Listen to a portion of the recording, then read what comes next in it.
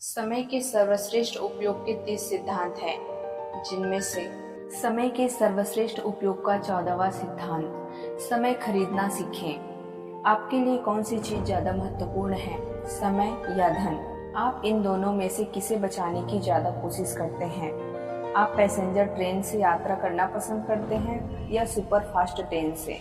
देखिए, रिटायर लोग passenger train को ज्यादा पसंद करते हैं क्योंकि उसमें किराया कम लगता है। पैसेंजर ट्रेन की यात्रा में समय ज़्यादा लगता है, लेकिन रिटायर लोगों को आमतौर पर समय की कोई कमी महसूस नहीं होती। उनके पास समय ही समय रहता है।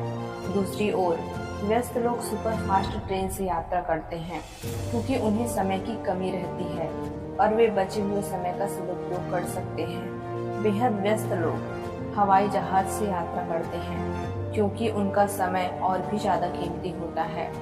जिस व्यक्ति का समय जितना कीमती होता है, वह उसे बचाने के लिए उतनी ही ज़्यादा पैसे खर्च करने को तैयार रहता है। यदि आप समय के बजाय पैसे बचाने की ज़्यादा कोशिश करते हैं, तो इसका मतलब यह है कि आप अपने समय को ज़्यादा महत्व नहीं देते हैं। दूसरी ओर जो लोग समय को ज़्यादा महत्वपूर्ण मानते हैं, वे समय बचाने की भरसक कोशिश करते हैं।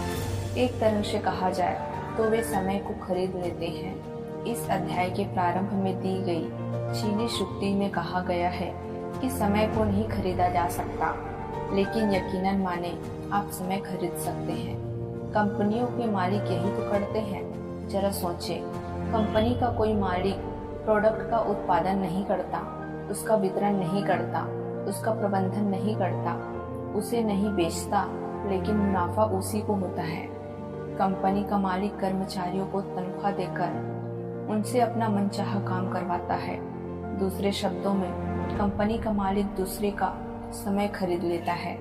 यदि आप समय बचाना चाहते हैं, तो आप भी समय के सर्वश्रेष्ठ उपयोग के 14वें सिद्धांत का पालन करें। समय खरीदना सीखें। खंड 1 में आप यह पता लगा चुके हैं कि आपके 1 घंटे का मूल्य कितना है। उस उदाहरण में आपके समय का मूल्य 100 रुपये था। अब इस आधार पर आप समय खरीदने का निर्णय ले सकते हैं। एक उदाहरण देखें। आपको बिजली का बिल जमा करना है, जिसके लिए आने जाने और लाइन में खड़े होने में 1.5 घंटे तक का समय लगता है। यदि कोई एजेंट 20 रुपया लेकर यह काम करने को तैयार है, तो आपको क्या करना चाहिए? आपके लिए 1.5 घंटे का मूल्य 150 रुपये है। इसलिए अगर कोई वह काम 20 रुपये में करने को तैयार है, तो आपको खुशी खुशी हाँ कर देना चाहिए, क्योंकि आपका समय इससे बहुत ज़्यादा कीमती है। इस तरह पैसे देकर समय खरीदना सीखें। यह सिद्धांत बहुत ही महत्वपूर्ण है और सारी बड़ी कंपनियां इसका फायदा उठाती हैं। आधुनिक युग की आउटसोर्सिंग की नीति इसी सिद्धांत पर आधारित है। अमेरिकी कंपनियां पैसे देकर अपना काम भारतीय कंपनियों से सस्ते में करवाती है और अपना कीमती समय बचाती है। यह डेलीगेटिंग या काम सौंपने से अलग बात है। डेलीगेटिंग में आप समय बचाने के लिए कम महत्वपूर्ण काम अपने अधीनस्थ को सौंपते हैं, जबकि समय खरीदते समय आप कम महत्वपूर्ण काम बाहरी लोगों से करवाते हैं। यदि आपके 1 घंटे का मूल्य 100 रुपये है और सामने वाला आपका 1 घंटे का कीमत 10 रुपये में कर रहा है, तो समझदारी इसी में है कि आप उससे वह काम करवा लें, ताकि आप उस बचे हुए समय में ज़्यादा उपयोगी और मूल्यवान काम कर सके। 19वीं सदी में मशहूर प्रकृति वैज्ञानिक लुईस अगासी को नियमित रूप से भाषण देने के लिए बुलाया जाता था। एक बार वे कोई महत्वपूर्ण काम कर रहे थे, जिसकी वजह से उनके पास समय नहीं था। ऐसे में जब एक आयोजक ने उन्हें भाषण देने के लिए आमंत्रित किया, तो उन्होंने इनकार कर दिया। आयोजक ने जोर देते हुए कहा कि भाषण देने के बदले में वह उन्हें पैसे देगा। यह सुनकर अगासी आग बबूला हो गए और बोले, पैसे का लालसा मुझे नहीं टिका सकता। मैं पैसे कमाने के लिए अपना समय बर्बाद नहीं कर सकता। आत्मनिर्भर लोगों को समय खरीदने में बड़ी दिक्कत आती है, क्योंकि वे हर काम खुद करना चाहते हैं। कंजूस लोगों को भी इसमें समस्या आती है।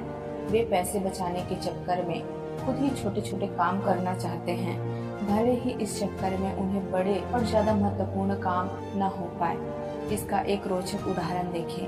क्या आपने कभी सोचा है कि साड़ी की दुकान पर पुरुष मोल भाव क्यों नहीं करते और महिलाएं घंटों तक मोल भाव क्यों करती है? वैसे तो इसके कई कारण हैं, लेकिन इसका प्रमुख कारण है समय। अमूमन पुरुषों के पास समय की कमी होती है, जबकि महिलाएं तुलनात्मक रूप से फुर्सत में होती है। एक बार फिर वही हिसाब लगा लें। अगर आपके 1 घंटे का मूल्य 100 रुपए है और 1 घंटे के मूल भाव के बाद आपने दुकानदार से 20 रुपए कम करवाने में कामयाब हो जाते हैं, तो दरअसल आप घाटे में रहते हैं। वास्तव में आपको 20 रुपए का फायदा नहीं बल्कि 80 रुपए का नुकसान हुआ है।